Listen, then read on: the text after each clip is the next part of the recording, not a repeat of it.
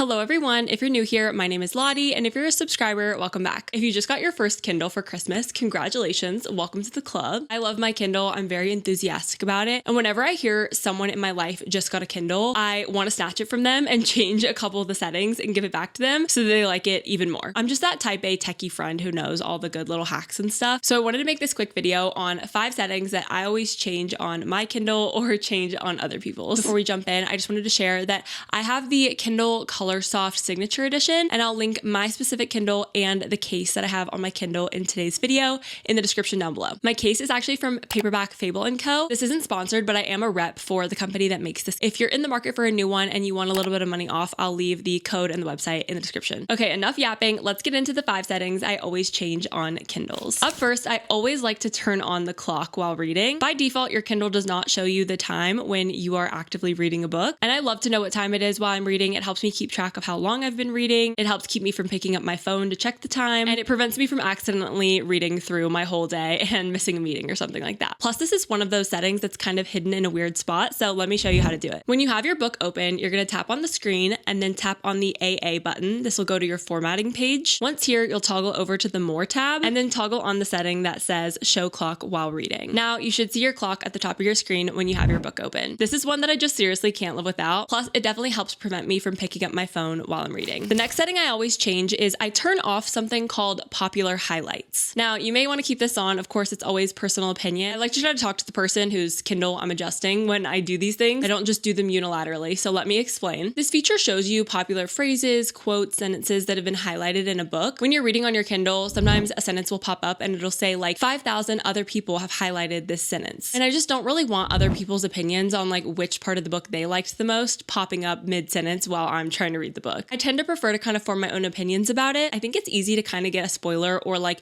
a hint into something that could become important later when maybe you didn't want that. So while it's well-meaning, I do usually like to turn this off. So here's how you do that. This one follows very similar instructions. So you're going to tap on your screen, tap on the AA button to open the formatting panel, toggle over to the More tab, and then scroll down until you see popular highlights. Here you can turn this off. And once that's off, you're able to read your book without feeling connected to what the rest of the world thought about the book too. Next up, setting number 3 that I usually like to change on Kindles is I like to turn on something called page turn animations. This setting adds a little animation so that when you turn the page on your Kindle, it kind of mimics this like flipping motion so it feels more like a real book. One disclaimer or note about this setting specifically is that it is only available on some of the newer model Kindles. I believe they started implementing this with the 11th generation Kindle Paperwhite, and then it's also integrated into the 2024 basic Kindle, the Kindle Scribe, the newer Kindle Paperwhites, and Kindle Color Softs. But if you have a Kindle Oasis or anything before the 11th gen Paperwhite,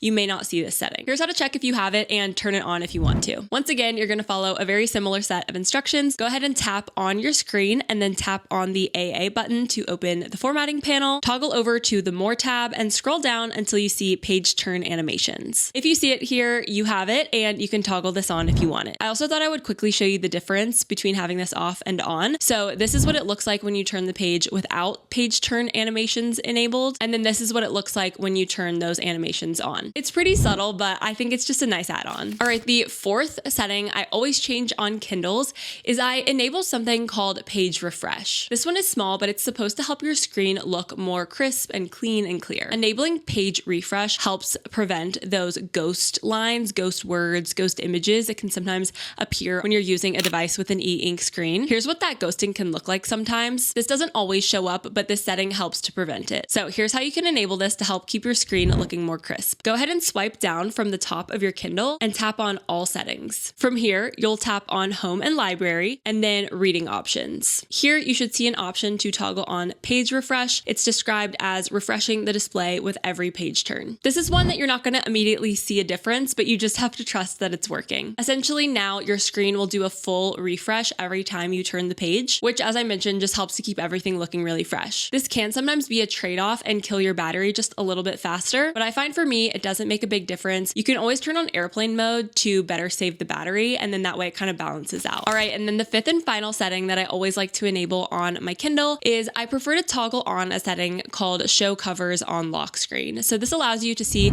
the cover of the book that you're currently reading when your Kindle is asleep. I seriously love this one so much. If you want your Kindle to feel a little more personal, this is totally a must. It's such a small small thing, but it gets me so much more excited to pick up my Kindle because it reminds me what story I wanted to dive back into. This feature is available on most modern Kindles, but many Kindles are sold quote unquote with ads supported. So what that means is that when you lock your Kindle, you're going to see a promotional ad on your lock screen. So it's basically just Amazon trying to sell you more books, but you can pay a one-time fee of, I believe, $20 to have this removed. So if you want to remove the ads from your Kindle, you definitely can. And then you should be able to toggle this setting on as well. Here you can see my book cover. This is People We Meet on Vacation, especially if you have the Kindle Colorsoft where you can see the cover of your book in color on the screen. I think you totally have to do this. So here's where you find that setting. Go ahead and swipe down from the top of your Kindle screen and then tap on All Settings. Next up, click on Screen and Brightness, and then you should see a setting called Show Covers on Lock Screen. Here you can toggle this on, and now whatever book you currently have open should show as your lock screen. Having this setting turned on is also part of the magic of how people make these cool Kindle wallpapers that you can have. So for example, mine here just says My Emotional Support Kindle. And if you want to learn how to create custom Kindle wallpapers, I actually have a whole video on this, so I'll link it down below. But there you have it, guys. Those are the 5 settings that I always change on Kindles. I hope this video was straightforward, simple, and helpful for any of you who are just starting off with Kindle, or any of you who are just trying to learn a little bit more about your device. If maybe your dad or your grandmother or anyone in your life who isn't super tech savvy just got a Kindle for Christmas, definitely don't forget to send this video to them too so they can spruce up their Kindle. And in case you missed it, I also recently posted an entire video about the Kindle Paperwhite versus the Kindle Colorsoft. So if you're still trying to figure out which model is right for you, that's a great video to watch next. And if you're new to my channel, I would love it if you would click subscribe down below and stick around so you don't miss a video from me. All right, guys, that's all I have for you today. I hope you're having a very happy holiday season, and I will see you super soon in my next video. Bye.